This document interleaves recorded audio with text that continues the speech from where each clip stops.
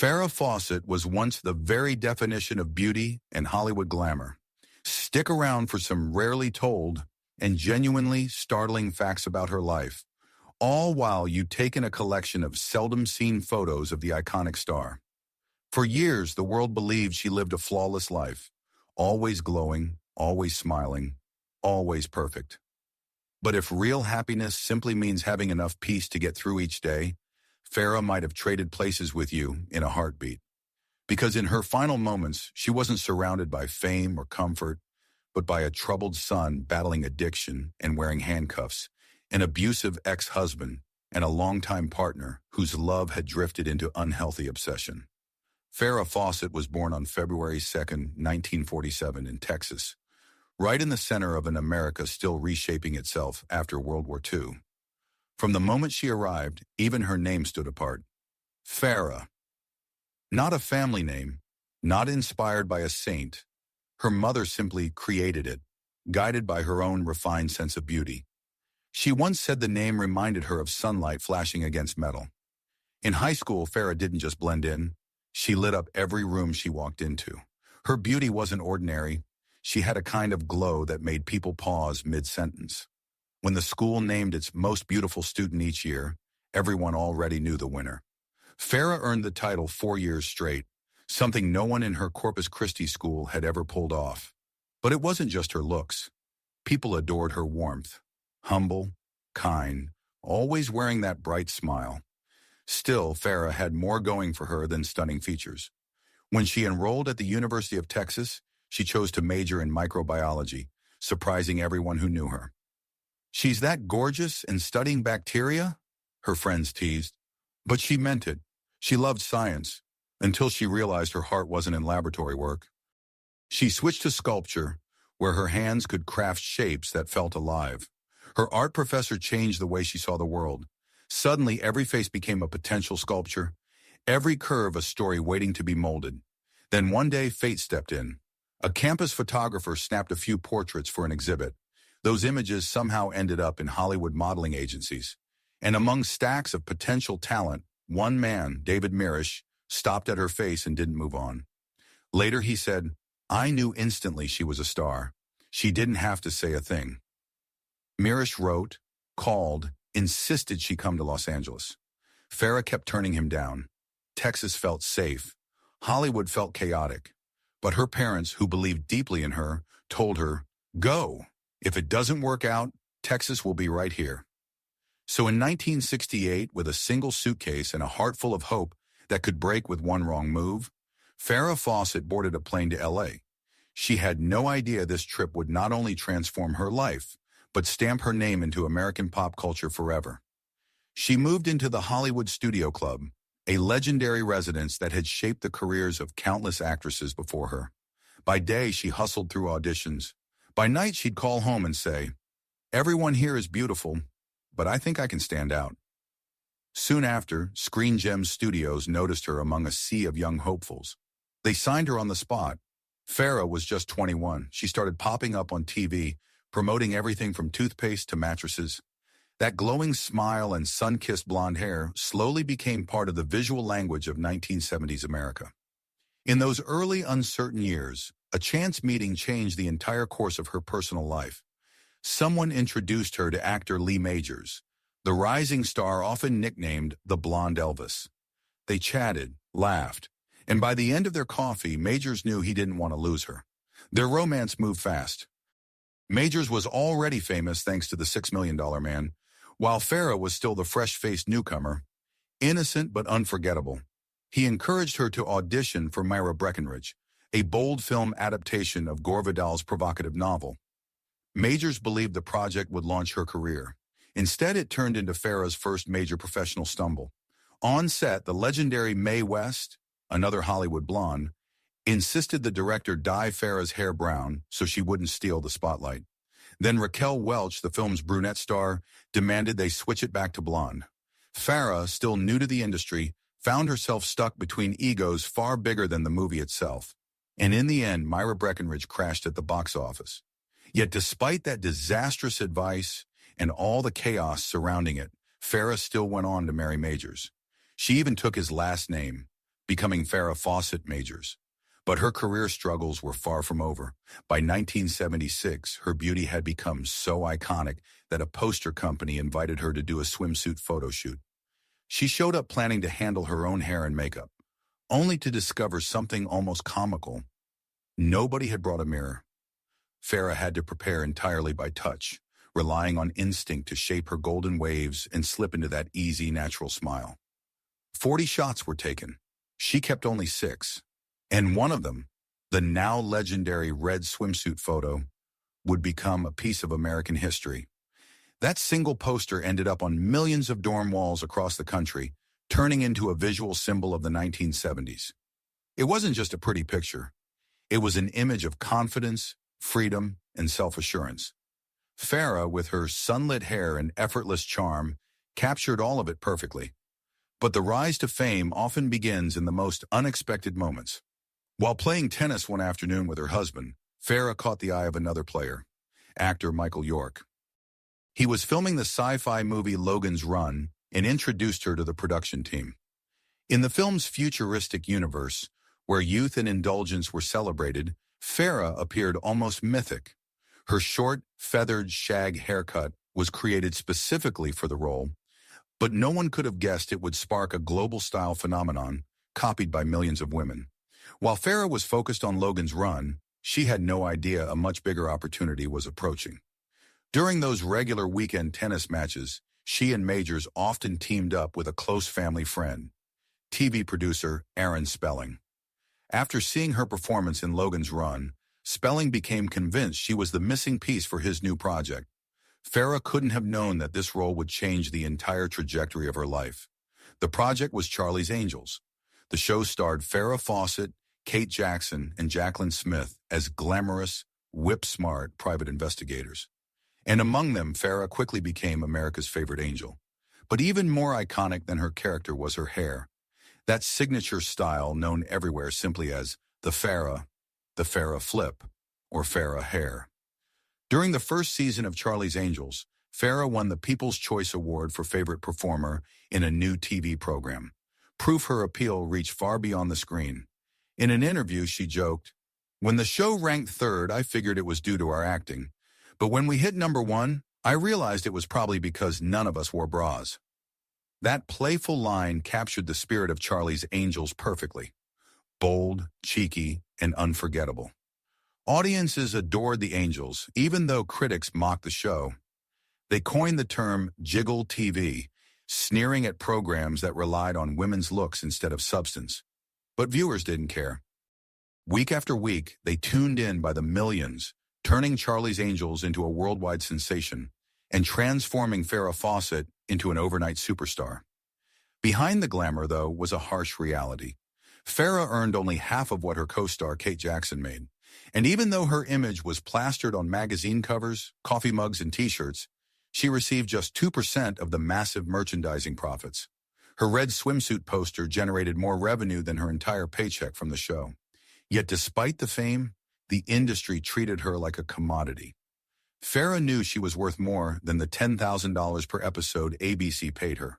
So she pushed back, demanding $75,000 per episode and a 10% share of merchandise royalties. But before negotiations reached any real progress, Farrah slowly began losing interest in Charlie's Angels. She wanted to be recognized as a serious actress, not just a pinup or pop culture fantasy. When ABC noticed she rejected every new project they offered, they realized she was planning to walk away. But her contract still tied her to the show. Farrah argued she'd begun filming before signing the agreement, giving her the right to leave. ABC disagreed, and a fierce legal battle erupted. Between seasons 1 and 2, the negotiations dragged on for weeks, suffocating and tense. While lawyers bickered endlessly, Farrah quietly looked for film roles. She came incredibly close to landing the lead in Foul Play, a romantic comedy opposite Chevy Chase. But everything fell apart when ABC warned they'd sue any studio willing to hire her. Terrified, the producers backed out and handed the role to Goldie Hawn instead. The loss crushed Farrah. Her dream of breaking into film, so close she could almost feel it, slipped right through her hands. In the end, the only way for Farrah to free herself from the network's iron grip was to return to negotiations and accept even tougher conditions than before. She eventually landed the lead in Somebody Killed Her Husband, starring opposite Jeff Bridges. Expectations were sky high. The movie sold for over $1 million before it even hit theaters. Many believed it would launch the golden-haired angel's real film career, but when it finally premiered, it flopped hard. Critics tore it apart. One headline cruelly joked, "Somebody killed her career." This was not the triumphant post-Charlie's Angels debut Farrah had hoped for, and painfully it was only the beginning of her downward spiral. After leaving Charlie's Angels, Farrah wanted desperately to be valued not for her bright smile or iconic hair, but for her talent. So in 1979, she took a chance on Sunburn, hoping it would reboot her career. Instead, it became another painful disappointment. The film tanked at the box office, and suddenly the name Farrah Fawcett was attached to the idea of a fading star. Still refusing to quit, she jumped into her next project, Saturn III, alongside Hollywood legend Kirk Douglas. Thanks to her Angels fame and the red swimsuit poster, she was billed as the film's top star. But that visibility came with a cost. Producers forced her to perform a nude scene, leaving her humiliated and stripped of control. Things worsened when the director was abruptly fired mid-production. Douglas, known for his massive ego, took over directing duties himself, turning the set into chaos. In one disturbing incident, he smeared dirt across Farrah's body for realism, insisting it was artistic necessity. For Farrah, it was one of the most degrading moments of her career, and it didn't end there. When Saturn III hit theaters, critics annihilated it. They called her performance shallow and the film a cosmic catastrophe. Farrah received a Razzie nomination for Worst Actress, an excruciating blow for someone once celebrated as TV's Golden Girl.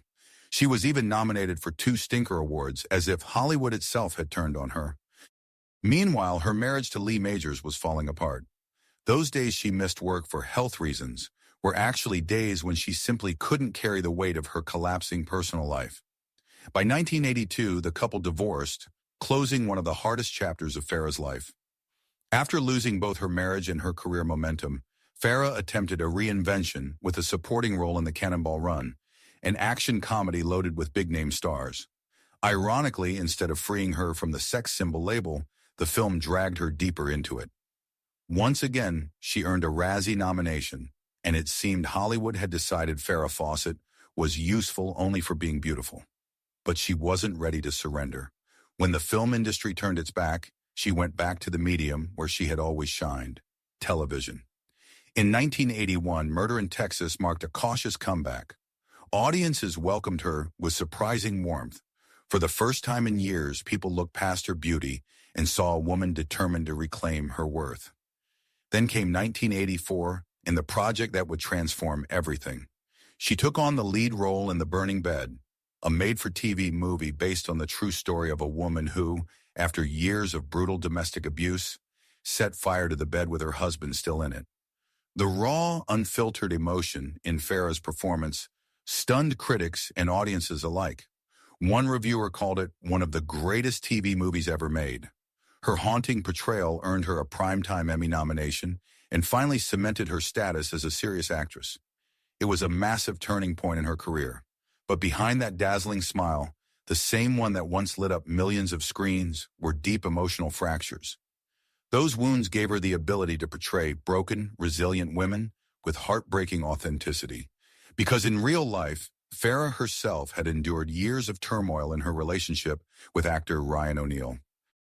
Their on-again, off-again romance lasted nearly 2 decades, from 1979 to 1997, a dramatic saga full of breakups and reconciliations. They had a son together, Redmond James O'Neal, in 1985. He was a child born from love, but also one of the ties that kept them locked in shared suffering. By this time, Farrah's star was shining bright again, while O'Neal was crumbling under the weight of his own fame. She discovered he was having an affair with model Leslie Ann Stephenson.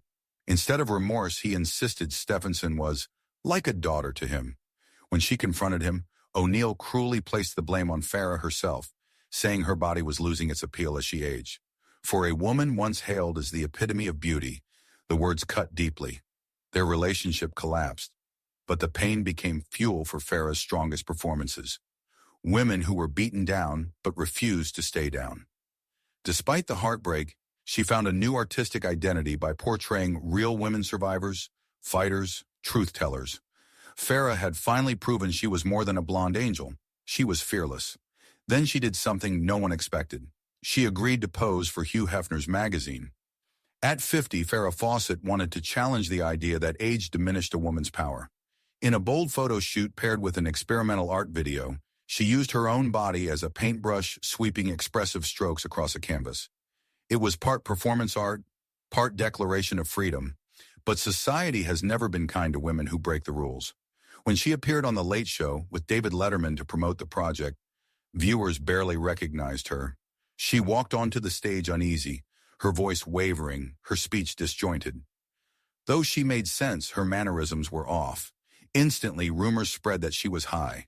Tabloids attacked her mercilessly. The woman America once adored was being mocked on national television.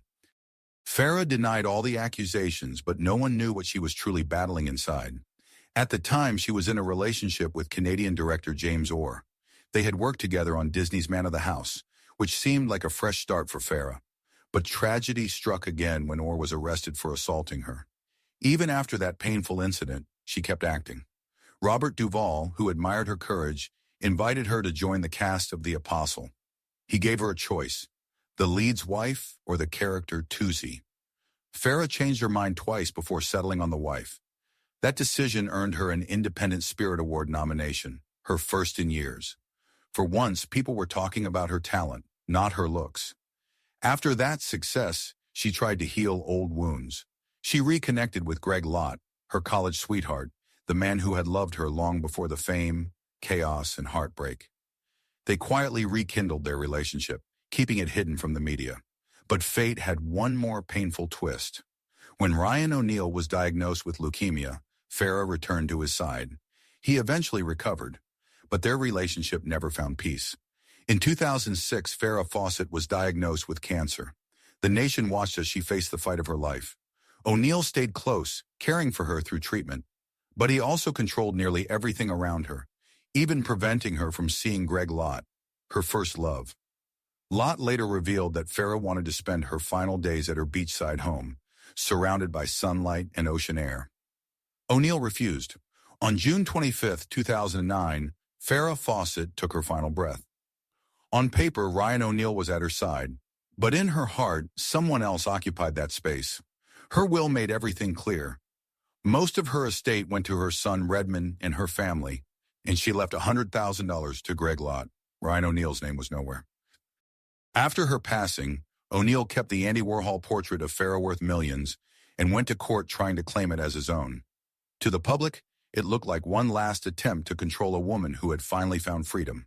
According to her friend, Craig Nevius, Farrah once said she didn't want to become a spectacle after her death. She wanted to be cremated and have her ashes scattered at sea. That wish was denied. Instead, she was buried at Westwood Village Memorial Park in Los Angeles, the cemetery of Hollywood giants. Then in 2023, Ryan O'Neal passed away.